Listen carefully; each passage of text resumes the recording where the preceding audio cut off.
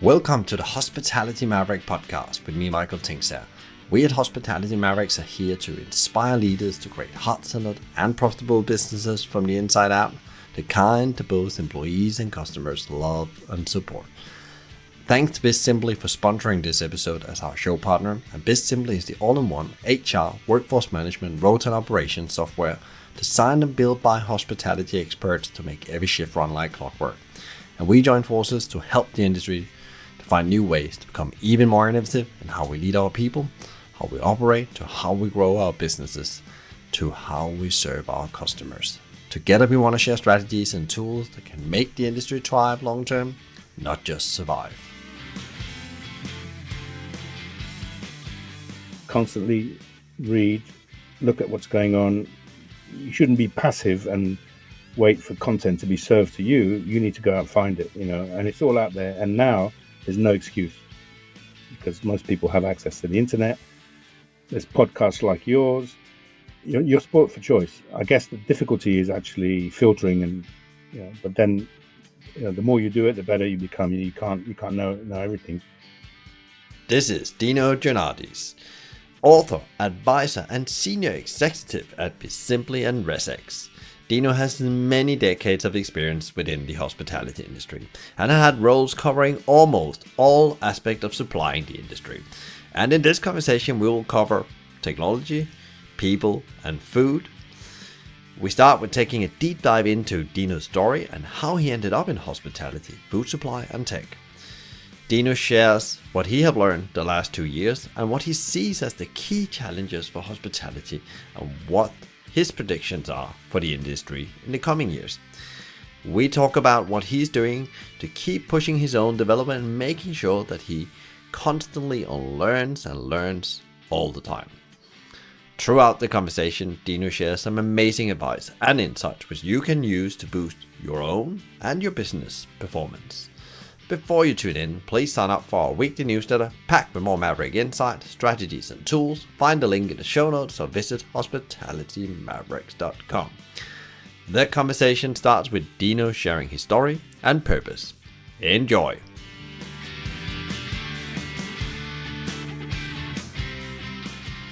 As I was preparing for today's conversation, it became clear to me that it could actually be a challenge for us to actually cover everything I wanted to do today, because we have a bit of an alchemist here when it comes to hospitality, food, people, and technology. And if that's not the 4 areas that maybe always have dominated hospitality, but they're so key right now to get the balance between those 4 right, if you put them a bit in a diagram, as I did as I prepared for this. So with that said, I think I would like you to welcome Dino to the show. Welcome, Dino. Thank you, Michael. It's a real pleasure to be on one of my favorite podcasts. So it's an honor, in fact. So thank you very much for inviting me. And I really look forward to having a chat today. Yeah, and thank you very much for mentioning that, Dino. I'm very glad that it's one of your favorite shows, because you was also, if we gonna listen to your story now, we're gonna find out that you have a significant background over the last couple of decades in the industry, both from a supplier point of view, but also from a consumer point of view, but also as you have had your finger in operation as well. So I'm really looking forward to this conversation because we're going through such a systemic shift in hospitality. I'm starting to see it is like, and it's happening, maybe it feels very slow when you're in it. When we look from the outside, as many of my friends does, that there's a lot going on in your industry. So for people that haven't heard about who you are, Dino, and so on, can you just give them your elevator pitch of your story, your background, and how you ended up with being involved in hospitality for decades? Sure. Yeah, I'm a very international person, as my name suggests. I mean, my dad was half Greek, half Corsican, and my mother Italian. And my dad was a journalist initially with Reuters, which meant that really the first sort of 15 years of my life, I went where he went. So I lived in various European countries, North Africa, and the Middle East. Obviously, the headquarters was in the UK, so I was regularly coming back. At the age of around 6, changed my educational path in the sense that I'd been going to French schools because that was my mother tongue, the language that my parents spoke to each other in, and changed to English because there literally wasn't a French school in the country I was in that was considered acceptable by my parents. So that was in Portugal, actually, and I went to school, to an English-speaking school, and then just stayed on that path. So in any country that we settled in, I'd either go to an American school or an English school or whatever. So to the extent that when I came back to the UK, at one point I had an American accent and I got a lot of abuse, which I thought was strange because I wasn't American. So I soon lost that accent. And, within maybe a few months, I have the accent that I have now, which is vaguely Southwest London, I guess. So that's where my accent comes. So now sometimes I get abused for being English or in various parts of the world. So it's strange. But I feel very comfortable in any country. And I guess traveling a lot when you're young and living in countries gives you that open-mindedness and approach to, very quickly, when you're a kid, if you don't learn the language, you're not going to have any friends. It's as simple as that. So you make a big effort, and it's not just language, it's cultural understanding and respect for the country that you're in and all that. So I learned that at a very early age, and I recommend it to anybody if you have the opportunity to travel and live abroad in your career or, as a tourist or whatever. It's it's the best thing that you can do, really, to open up your mind. So can't recommend it more strongly enough. And my kids have benefited from the same as well, which is great. So my dad was a real gastronome as well, so he kind of passed a lot of things on to me about great food and ingredients, especially, the importance of ingredients. So that's something that I picked up, at a very early age. And then I guess in my teens, he took me to some of the greatest restaurants in the world in places like France and Germany, even, and Spain and Italy, and literally wherever we went, he had like a radar to find these places, and often became friends with the owners or the chefs and so on. So he liked to when not working, to talk to people that were involved in hospitality.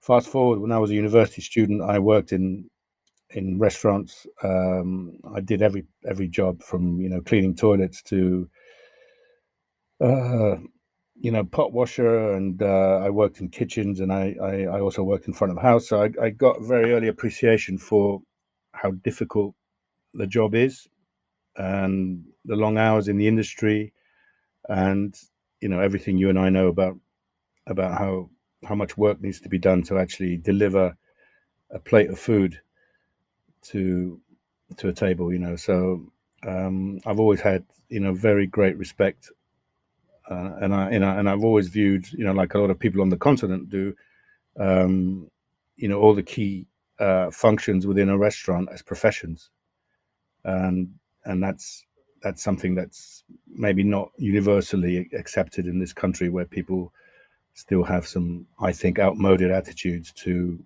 the hospitality sector. So there's some great hotel schools around Europe, as produces professionals, and most European countries have a conveyor belt of talented people, who are really trained and educated to work in restaurants, where sometimes in the UK it's not necessarily people's first choice, but at the same time people have created amazing businesses and careers out of the hospitality sector, and it's an ongoing thing to professionalize and attract young people to the industry. I think it never ends, and there's been various high profile campaigns. Fred Sirieix was instrumental in that for a while, and I think there's a lot more work to be done there for sure. Yeah, I've always had that interest, but when I after graduating, I spent 3 years as a postgraduate in Paris, which helped my academic education, but also gastronomic education. And then I started working in technology businesses ever since. So that's always been a feature. And then in the last 15 years, I got involved in a few traditional food businesses. And then I found that a lot of the software businesses I were involved in would, our customers were in the hospitality sector. So I've never really been away at any time from restaurants, um, as a professional person and as a consumer, of course, because I eat out a lot and fascinated by restaurants and interested in every aspect of it, from operationally to the human resource side of things. I think which is very specific, I guess, in the restaurant sector. And bringing all that together, and now being you're focusing on on the supplier side, primarily with technology. And I've been saying a couple of times over the last 2 years that now the two biggest driver in hospitality is going to be people and technology. That's going to be what drives the sector. But if we just, before we dive into this, just look a bit about from you, with your views and your eyes, looking at what's happened the last 2 years in this sector. Because when you're in it, sometimes you just think that's what I do. I'm just getting through it. As one, I guess, said on the podcast last week, that I'm not even like really thinking about that's just where we are right now. But think about the evolution that's happened and the speed that's happened the last 2 years, and the systemic shift that's going on right now. What is your views on it, Dino? As a person that comes from the supplier side, what are you seeing? What are the big shifts happening right now in hospitality, and what are they doing to the industry? Sure. Obviously, I think there were trends that everybody could see, and then we had the pandemic, and that in some respects there are positive. I know it's hard to say there were some positive things about that, because there was definitely a correction. I think there was oversupply of restaurants, at probably every level.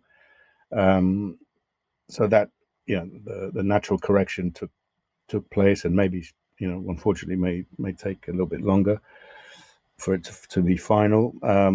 But it also gave people time to think, whether you're just an individual working there, in a QSR restaurant or fine dining restaurant at the other end, about what you want in life, the quality of life, and these sort of issues, so-called work-life balance.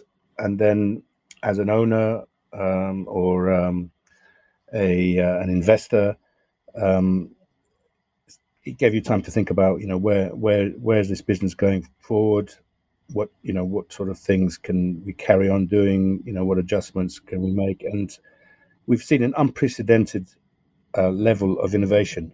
So I think the things that have accelerated are things like innovation. There's been amazing stories, from how restaurants, in 24 hours created a completely new proposition, which could be an at-home um, package, or changing the business slightly to offer groceries, and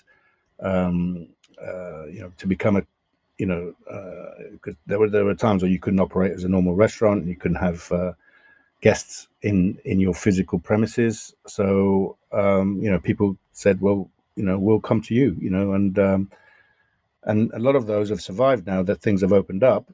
And they've actually, in effect, created a new line of business, because they were forced to. So I think it also gave people, time to start thinking about their operationally their business, and that's where things like software become a factor, because you can start looking at what you've got in place and saying, well, what is this actually doing for me? Is there any benefit? Is it solving any problems? The key jobs I need to do, are they making my life easier or more difficult?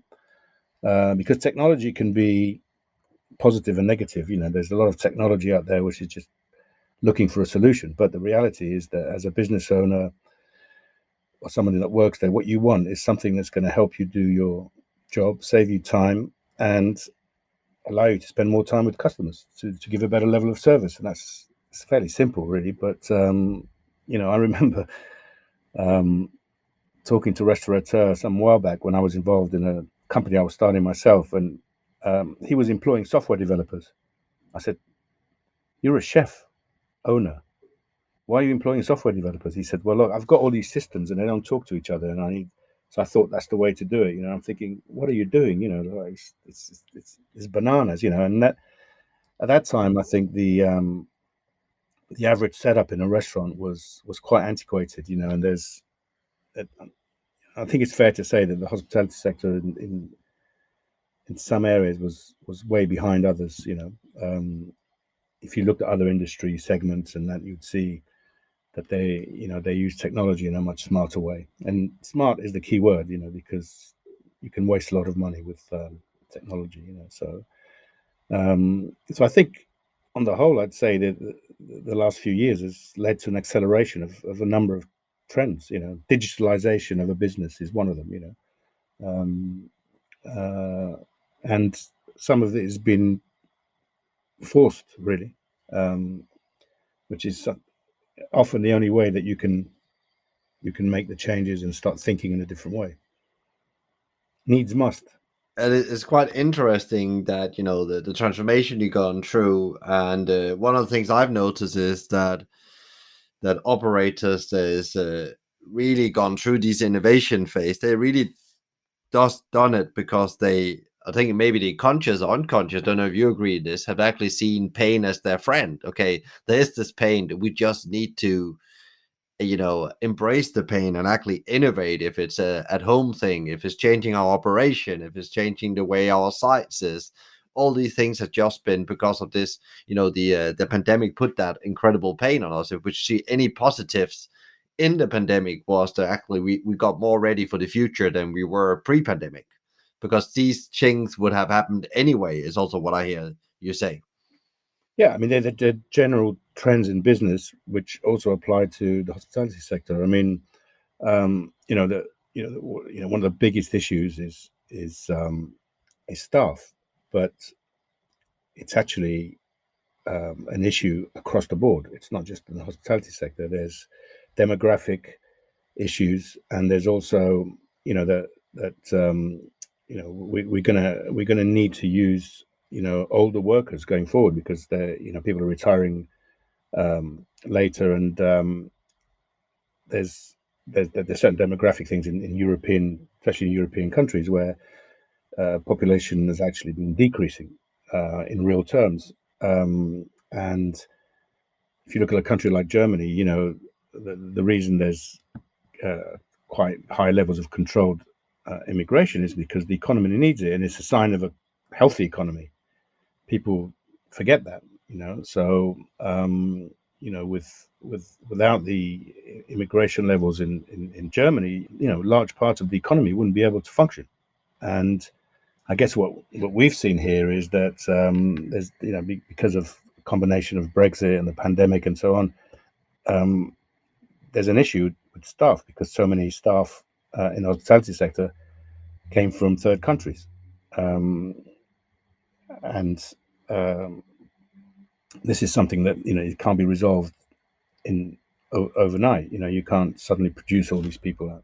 And you can encourage people to move into hospitality and so on, but I'm sure you've noticed now there's a lot of restaurants functioning with people that just don't have the experience and so on. It's not their fault, but it's going to take them time to get up to speed, to be trained, for people to invest in them.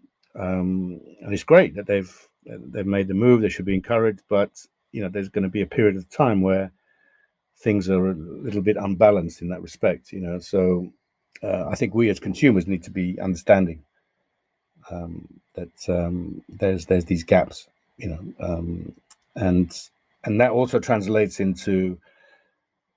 I was reading today that the Ledbury, which is going to reopen at the end of the month, but you see it, they're going to do Tuesdays to Saturday dinner only, with a set menu.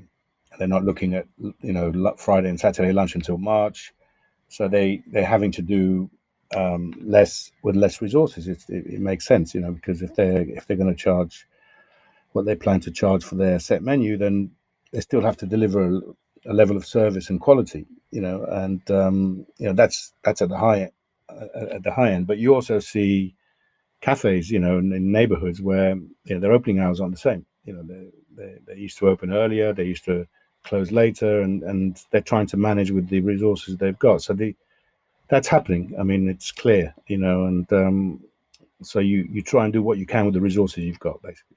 Yeah, and I guess also it's how do we actually make? I've heard some restaurateurs, and I don't know if this is across the board, but also they found out because they suddenly was forced to think this way.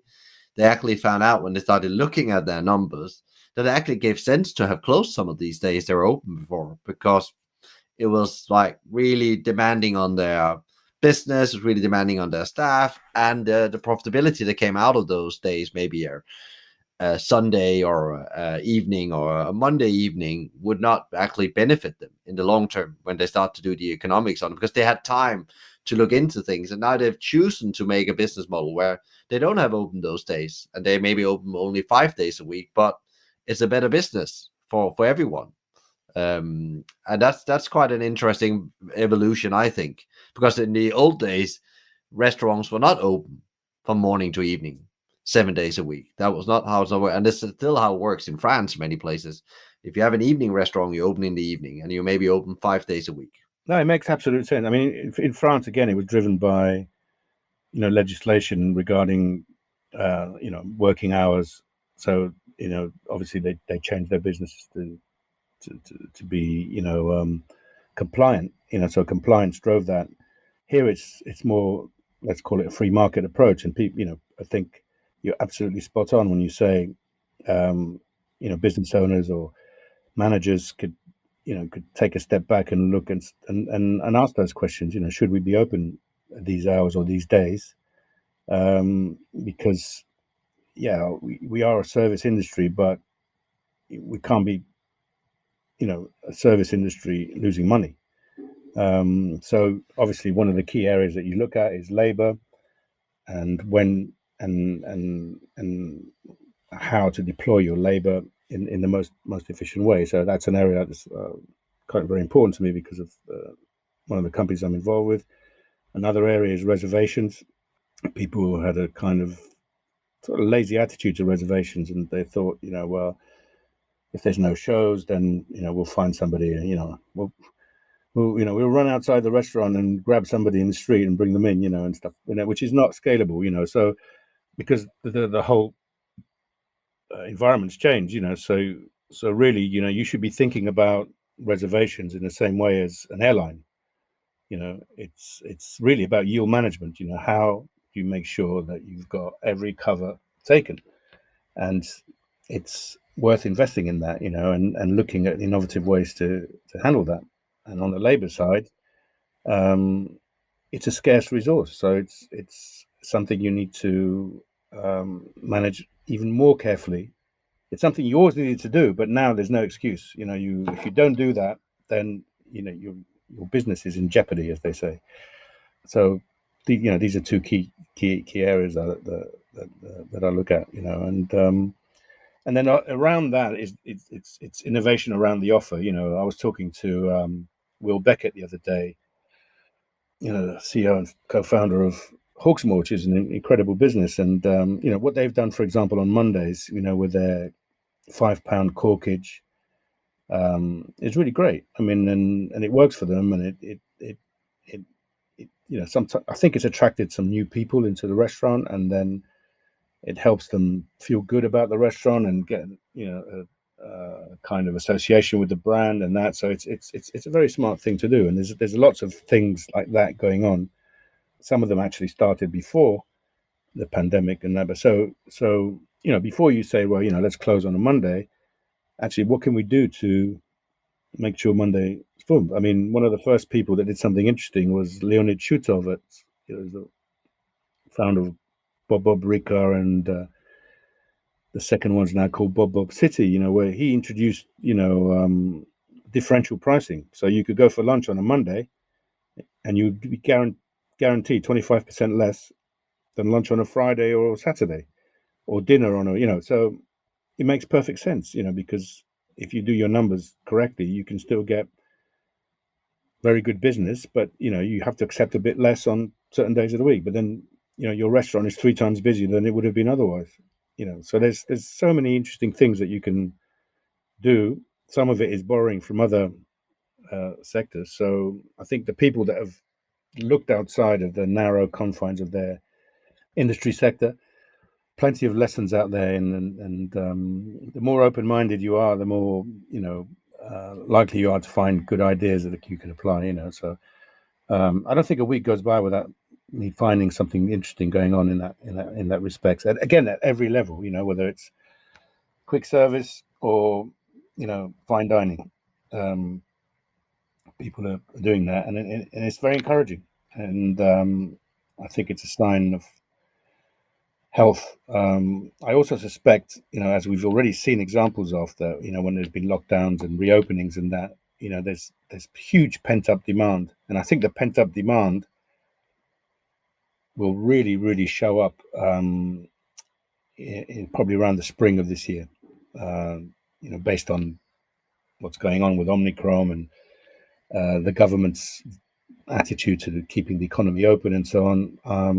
I think there's a lot of people who haven't even been back to restaurants yet who will be going. So I would say, if I was to do forecast, for most restaurants, I would look very positively at what the next 6 months are going to bring. Obviously winter's traditionally not the greatest time of the year. January's never been great, but I'm hearing anecdotally people saying I've had the best January ever, and we're only 17 days into the month. Normally people are not drinking and not eating, etc., etc., in the month of January, but I'm not sure that's the situation on the ground. I don't know what you've picked up, but It's quite interesting. It's very mixed messages depending on where your business is. Is it in London or outside London? And what have you done up to now? And I really loved your analogy, Dino, around think like an airline. Go outside on other sectors. I've also said to some people, think about how a tech company would scale. They wouldn't open a new office to scale. They will find out how their products can get in more hands across borders without opening an office. And I love the thing where you also said, yeah, it's also very important that you find your own algorithm, because Monday could be a good day. So don't copy what others does. Really find out what drives your business. What is your secret algorithm?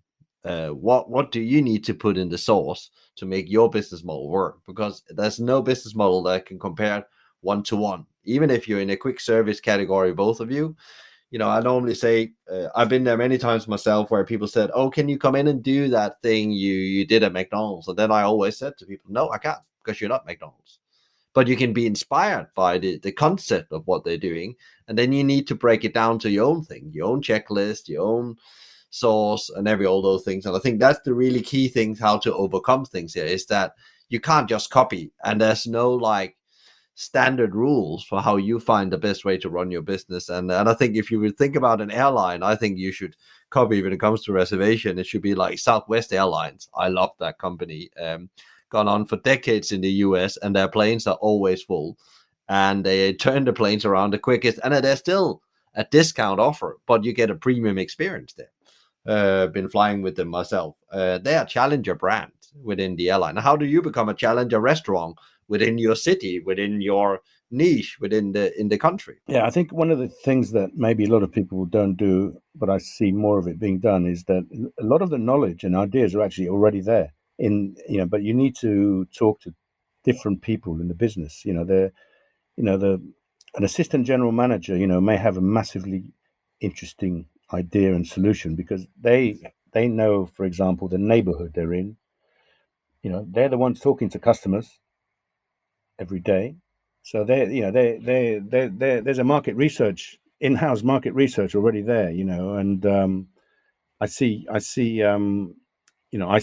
changes in management, how people are looking at employees, in a different way, because there's a lot of smart people who, some of them are very well qualified, who've entered the industry in the last 4 or 5 years, but they've not really had a chance to apply their knowledge or education. But they're the ones that have their sort of finger on the pulse, if you like. So even McDonald's. I mean, the McDonald's on Wandsworth Roundabout, which is a drive-through, is completely different to a McDonald's in in central London, and it's obvious that when less people are driving into cities and stuff like that, they're going to drive through. But what's specific? What can that McDonald's do differently to capture that that business? Because drive through can also mean drive past, right? So yeah, there's obviously the corporation, that does the advertising and so on, and set the standards and so on. But individual managers have the ability to affect the business for the franchisee or for their own personal career and everything. And so blueprints can be unhelpful, but they can serve as guides. But there should be room for innovation. I think that's the thing. Whatever type of restaurant you're talking about. It's quite interesting you mention here that that's what I call freedom to operate within the whatever concept systems you have. And it also is connected with the challenge you talk about, the frontline employee and the shortage of people in the industry, which really are the issue, because that's mean you don't have the capacity to serve the demand in principle.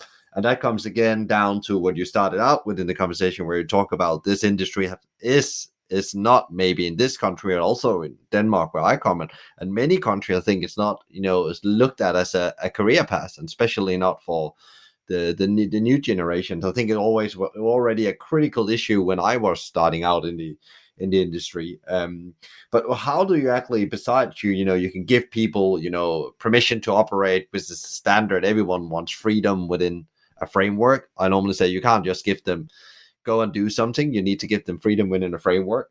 But what else can you do to become this? How can the industry become an employer of choice again? How can we actually become that place where you actually start out? Because that's how it's been before for many that have started out in the industry and then gone and done other things, or stayed in the industry, build businesses or whatever they've done. How do we get back to that perception in society? Well, I think it's down to the if you're setting up your own restaurant, it's a one-off restaurant and so on. It's very important that you have a philosophy that's going to attract people, and hygiene factors, as they call them, the terms and conditions and stuff like that. People need to be looked after, and it's not just about pay. It's conditions. You can see that. Like if you, I look at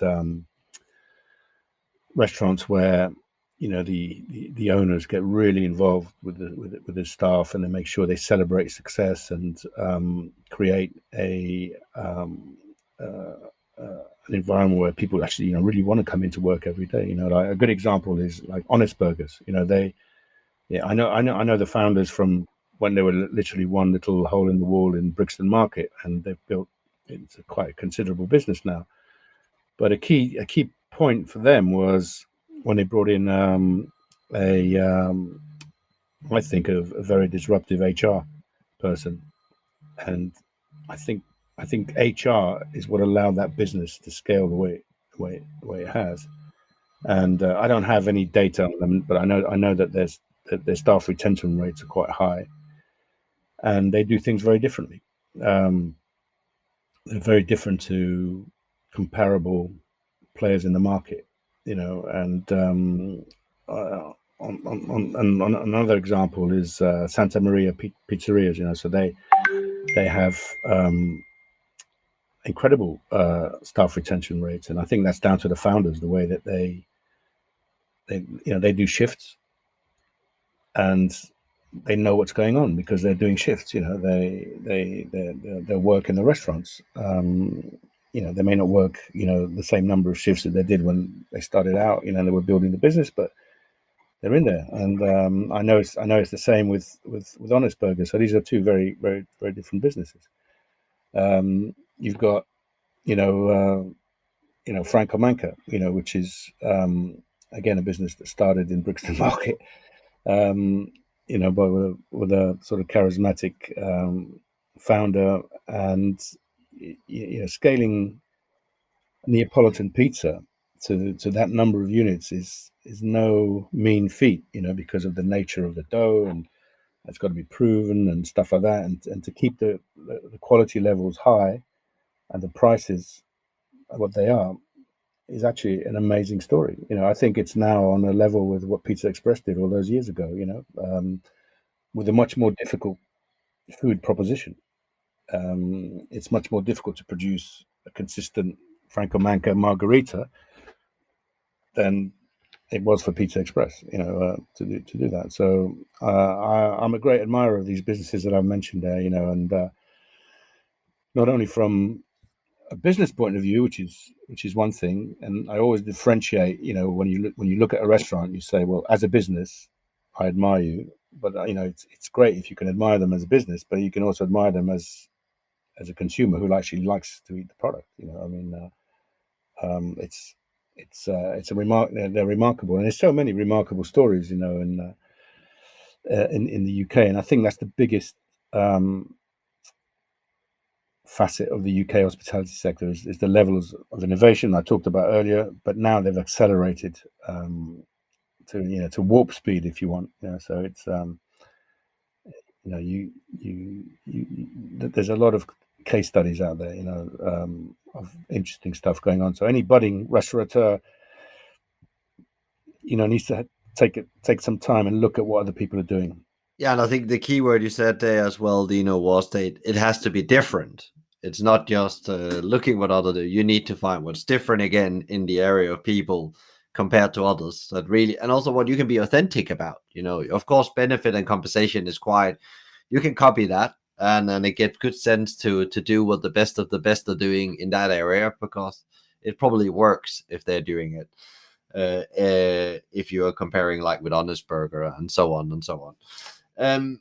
What to become, we're talking about how we solve this staffing crisis. What is tech's role in all of this? Because I see tech play a huge role in the employee experience, not only because it will give them a better overview, but also because it gives you a great experience as an employee, that you can find things and you can connect with them when you want, in a way, through technology. Yeah, I think operators need to ask themselves some basic questions. So is this software or technology, or it could be a QR code? Is it actually, firstly, helping consumers? Then, what's it doing for me as a business? Is it actually freeing up my staff? Can I then use my staff more efficiently to do what they're supposed to be doing? Because in any restaurant, there are people doing, having to sort of put plasters on processes to try and make them work, rather than solving the issues. So this is the way you should look at what is this doing for me? Is it actually allowing me to do these distinct jobs that I have better, quicker, more efficiently, and then the results of that are a better customer experience, and you can't get away from profitability as well. I think you need to look at the return on investment on everything you do, and it's not there are enough people in the business that can basically come up with an RO. There's always an accountant in house or outside that can help put together a return on investment spreadsheet and say, what are we benefiting from here? Actually, this is actually costing us more. We're losing money because of this, or whatever, or this is the justification for me to actually make a change. If I did this, then I'm going to get this return on investment. If I deploy my labor in this way, because it's based on actual data and demand patterns, then that's something that I really must do now, because it's not like you're in a situation where there's unlimited labor. The reality is someone's unhappy at work, they walk out the door, they've got a job in 10 minutes. Yeah, because there's definitely somebody on the other side of the street ready to with open arms. Absolutely, yeah. People are so supply does not get anywhere near demand. That's the situation we're at the moment. It's a nationwide trend, but it's also not just in the there's lots of other sectors. Truck drivers, delivery drivers, you name it.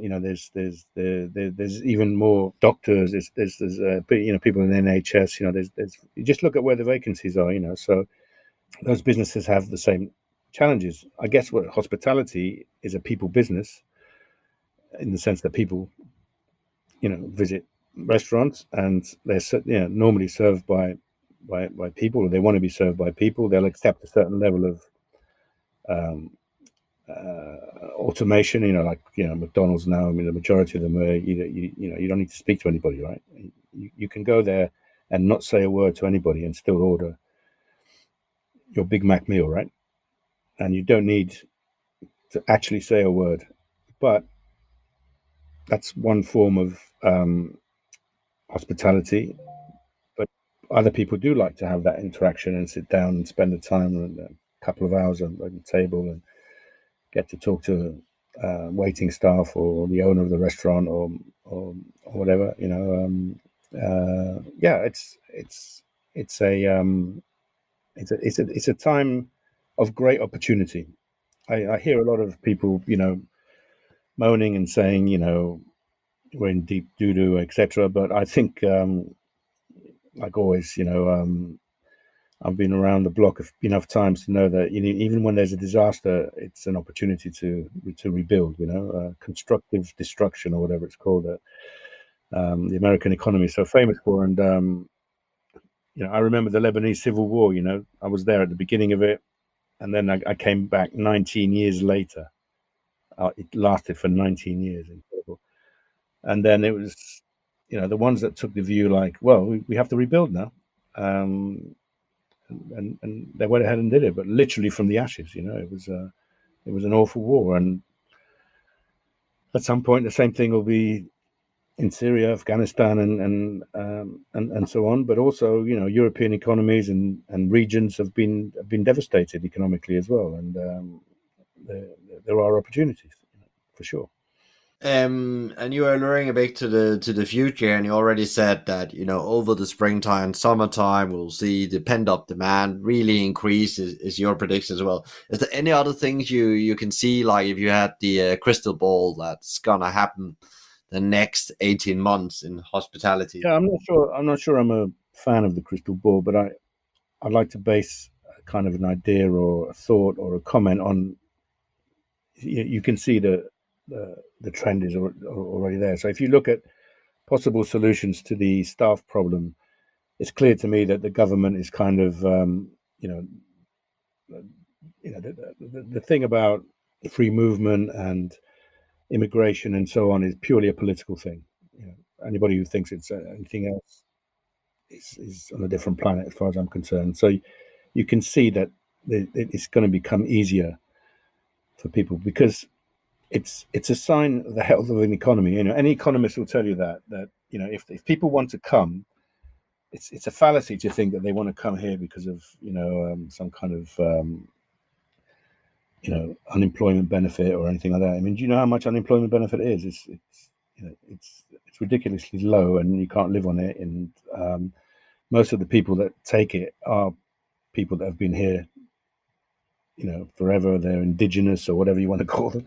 So, migrants come here because of the opportunities, to work, and the fact there's vacancies. There is work. They're not going to go to places where there's no work. That it's clear all across the world. Obviously, wars and so on, and of course there are people who abuse that, and are just looking for ways, and maybe that what they want to do is not classic legal work, and yeah, there's always going to be an element of that. But I remember thinking, when Brexit, sort of happened, and that I think net immigration will go up. It's interesting because there is demand, and often the market will regulate itself. So that's good news, and let's hope for that. But I agree in a way. The market normally regulates demands. That's what we have to believe in if we believe in the invisible hand of Adam Smith. Um, what is in being on this journey yourself in the industry over the last 2 years? What have been your like most significant learning of all this? Because I guess there's been many. We all gone through lots of mindset thinking about how we're going to work, all these kind of things. But what has been like yours, like biggest learning in all this? I didn't know how resilient a lot of these businesses were. I didn't know they could innovate that quickly and turn on a sixpence, as they say, or like a London black cab. I'm a huge admirer of these businesses that have done that, and so I think there's a very healthy level of entrepreneurship and business acumen, um, and I think it's the measures for that are look how many people are still looking to invest in the sector, how many restaurant openings there are, how many private equity companies are coming in to buy up um, uh, restaurant groups and so on. So these are all signs. So my sort of top level learning is that the sector was actually a lot stronger than I thought. So I mean, I thought that before the pandemic there were too many restaurants. I think most people would say there's oversupply.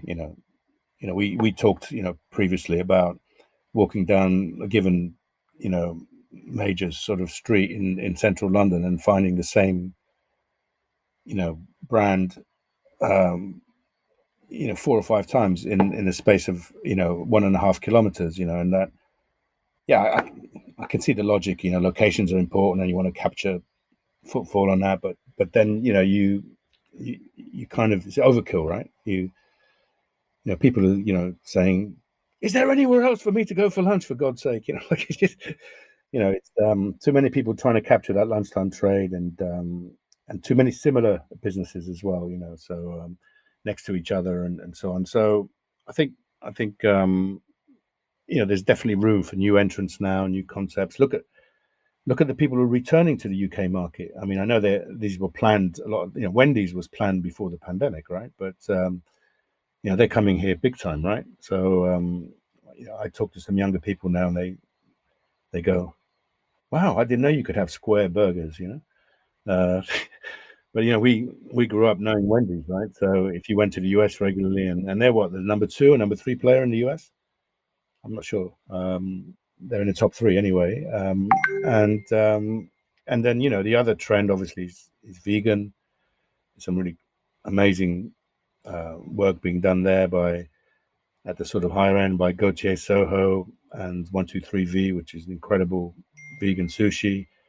Um, you've got people actually producing incredible vegan food, which is actually healthy. But then you have to be careful because there's a lot of very unhealthy vegan food, which is heavily processed and probably worse than eating meat, right? So or bad meat or highly processed meat or whatever. So that's a trend it's exploded. I mean, you know, Subway got a vegan offering. M&S have got a massive vegan offering. It's no longer something that people are sort of dipping their toe in. They're going for it big time, and it's translated in new brands like Neat Burger and so on that have the money and to expand and so I think it's fascinating. It's going to be a fascinating couple of years. If we in the end of the conversation, Ed, I'll turn the light over it because you really covered the industry right in so many aspects and what's going on. But we're really interesting to hear as well. Like you've been involved in the industry for decades. How do you actually show up, grow and keep on growing, develop yourself, keep on being curious of learning? Because you said I've been around the block a couple of times. Yeah. Well, I'm lucky that I learned a methodology very early on, which people, it's actually the scientific method, right? It's basic stuff, right? I mean, it should be taught at primary school level, and it's nothing is foolproof and so on, but it's now sort of people articulate it as evidence-based this, evidence-based that, but it's in France, for example, they you do philosophy at school, and that's one of the things that you do as part of that. It's not high level stuff, but it just makes you think in a different way. So I've always gone out of my way to effectively do research or constantly read, look at what's going on. You shouldn't be passive and wait for content to be served to you. You need to go out and find it, and it's all out there. And now there's no excuse because most people have access to the internet, and there's podcasts like yours. You're sport for choice. I guess the difficulty is actually filtering, and but then the more you do it, the better you become. You can't know everything. But if you're trying to understand something like the commoditization of food, which is something that happens, where you have an ingredient that's actually an artisan ingredient, or it's something that's produced on a very rare and small scale. So something like Wagyu, which is now everywhere. But only maybe 1% of it is actually a very special product, and the rest of it is just they're commoditized. They're trying to make like, let's give everyone Wagyu. I mean, Wagyu was actually for sale in Asda a few years ago. They decided to launch but with all due respect, it's not a very good product. But because the reality, if you want to produce this beef, this high-end beef, and I was involved, as a shareholder of a butcher, so I've tried practically everything and understand the supply chain very well and so on. If you want to sort of lower the price of something, and you have to do sort of mass production, really, so that's why you have those feedlots in the US and other countries, where you look in the horizon and you can't see anything but heads of cattle, and they're fed grain and which is not their natural diet and so on, and then everyone can have this product, but it's not good for you.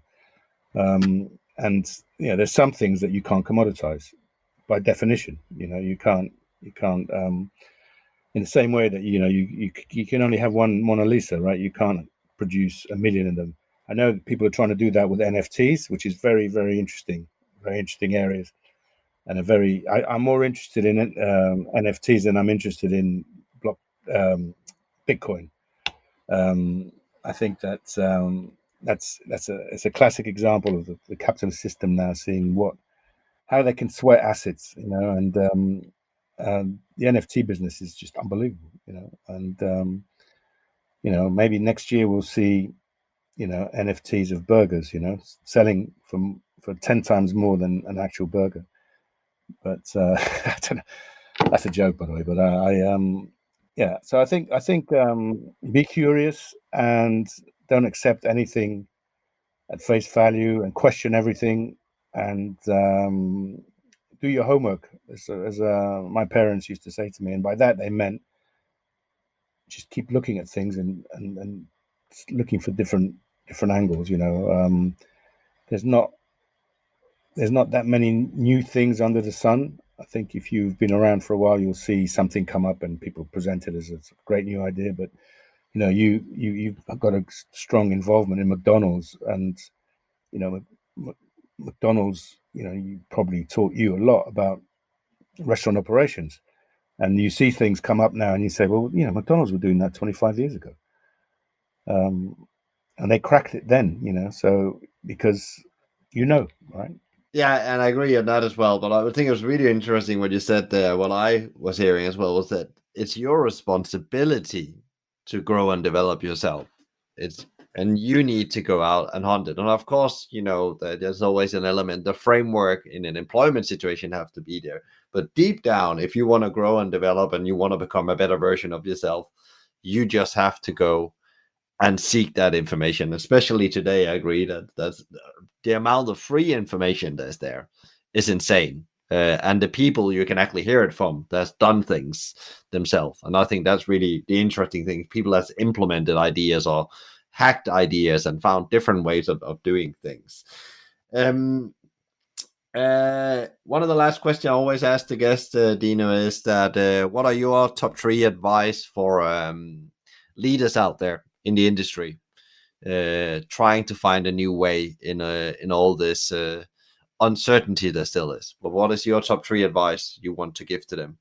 Well, I guess related to what I've just been talking about, I think being open-minded and looking everywhere, every which way to try and find inspiration, ideas, and facts. Facts are quite important. And I think now more than ever, it's clear that the way you treat staff is very important. Be inclusive. Look at diversity and look at the source of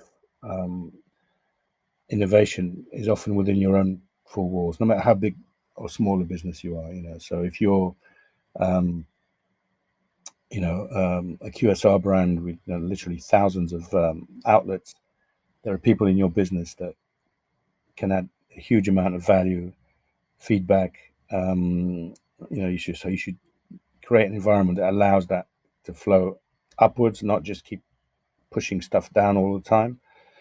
And I guess the final thing is it's sometimes called kindness or mindfulness or whatever. I think the old stick with no carrot approach, I don't think it's tenable anymore. I think trying to run a business like the British Army in the 18th century is probably command and control and all that. Not sure that's going to work. There's a lot of work being done on looking at businesses and how they manage their human resource. People say people are our most important asset, our most important resource, and that, but then it doesn't translate into any action. So it's something you need to look at. Maybe you've got it. There are plenty of businesses where they look like I think they've cracked it, but others where it may explain why they have certain problems. So you're in a competitive situation for labor. You need to get your act into gear. Simple as that. Yeah, and I agree. It's often also that it's also accepting that you might need a plan for this. It's also that as people, it's not something that having a great supporting strategy or practices in place for people. You need to spend quite a huge amount of time on getting that right. And you referred to Honestburger before. They really spend time on that people equation in their business to get it right and make it different, not just right. They realize that human resources is not about compliance. Some companies have an HR department that's making sure, make sure you do this, make sure you do that, don't do this, do that, do that. It's also about development, and it's also about feedback and making sure that you're able to leverage your human resources. You have brilliant people in that business you may not know about. If they're not encouraged to speak up, then they'll end up doing it somewhere else, right? Yeah, yeah. But I know that was a very good distinction on what is the role of HR you came with there. I really like that as well because it's not about compliance; it's about how do you actually unleash that potential of your people and your business at the same time. Um, Anything that you would have wished I've asked you, Dino, in this conversation, and if there was, what would you have answered? You didn't ask me how I ended up writing a book on Italian food. Completely accidental, no plan, never had any aspirations to write it. A good friend of mine, Simon Majumdar, who is a big star now in the US on the Food Network. He's a food writer and broadcaster and podcaster. He's got an amazing podcast called Eat My Globe, which I recommend. And he used to work in publishing, but on the commercial side. And then I hope he doesn't mind me saying so. He had a bit of a midlife crisis and said, "I don't want to do this anymore. I actually want to write books." And because of his knowledge and all that, he managed to get an amazing book deal, which his first book was called, I think, Eat My Globe, where he traveled all around the world eating. And they paid him a good advance, and he wrote his first book. He also met his life partner there, or his second life partner, a lovely lady. He was a human rights lawyer, and they live in Los Angeles. And he has a Hollywood agent and everything. He's great. And anyway, he just out of the blue, he introduced me to somebody at Penguin Random House, and we had lunch. And we just had a chat for 2 hours and a nice meal. And at the end of it, he said, "I want you to write a book on Italian food." That was it. And some of my friends, who wanted to be food writers and that, they're writing all the time, synopses of books they want to write and stuff like that. It's very difficult, to penetrate sort of publishers and so on. And I guess it's sometimes push is not always the best way. And I must have done something that attracted somebody to say, well, you've got an interesting angle on that. And I said I wanted to write a book that was different, and that got rid of lots of myths around Italian food. And I was quite angry and passionate about it, and I think that's what made him go for it. And within a month I had a contract with an advance and so on. So that was tough to do, whilst having a full-time job and a non-executive role as well. But I really put my head down. I used to work from 10 o'clock at night to 2 o'clock in the morning to get it done. And it was extremely satisfying at the end. And it's always nice to hear from people who enjoy the book, or don't, for that matter. But it's a way of,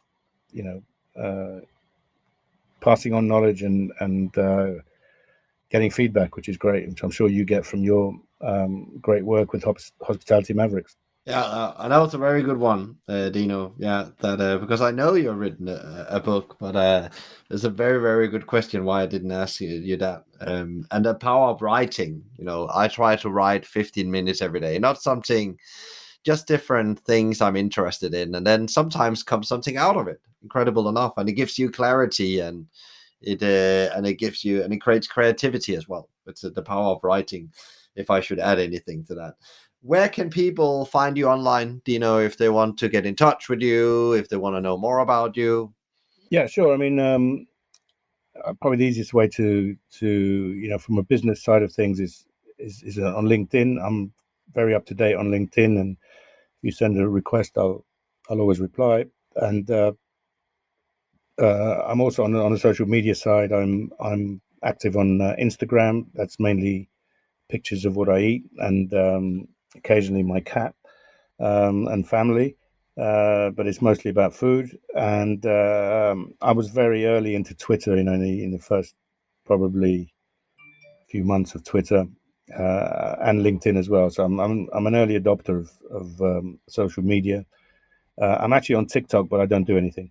I'm not a very good dancer, so I sometimes I open an account because my kids had it, and then I find sometimes I get people send me stuff, so it's a way of viewing stuff. But I'm not a content producer on TikTok. But you never know. Maybe things will change, and you'll see me doing a crazy dance on my kitchen table to Danish folk music. Yeah, that will be a good one. That will be a good one. I'm not on TikTok yet, so you are definitely ahead of me. So you're definitely more progressive than I am. I just can't manage any more channels in my head. So, but Dino, thank you so much for taking your time out to talk about the industry we both have a huge passion about. We were talking about food, we're talking about tech, we're talking about people, and we talked about the future of hospitality. Thank you so much. Thank you. Again, it's been an honor to be invited on your podcast, and I've really enjoyed our chat. Thank you so much, Dino, for your great story and lots of advice operators can use to navigate the current environment. I'll recommend you now to ask yourself, what can I do to develop myself so I'm ready to deal with anything that comes my way in the coming years? To get further inspiration on how to improve your self-leadership, tune in to episode 95 with Ali Gordon, coach and mentor on your belief system. If you enjoyed today's conversation, please rate, review, or subscribe to one of our channels. A big thank you to Bizimply for supporting us bringing great insights, strategies, and tools to help the industry thrive, not just survive. Check them out at bizimply.com or on their social at Bizimply or BizimplyHQ. You can also email them directly on advice@bizimply.com. A big thank you to Fina Charlton, who is the show producer and editor from the Podcast Collective. Tune in next time for another interview, and in the meantime, find out more about us and subscribe to the newsletter and download free leadership tools at hospitalitymavericks.com. And don't worry, if you didn't get all of this, there will be links in the show notes. I'm Michael Tingstar, and you've been listening to the Hospitality Maverick podcast. Be Maverick.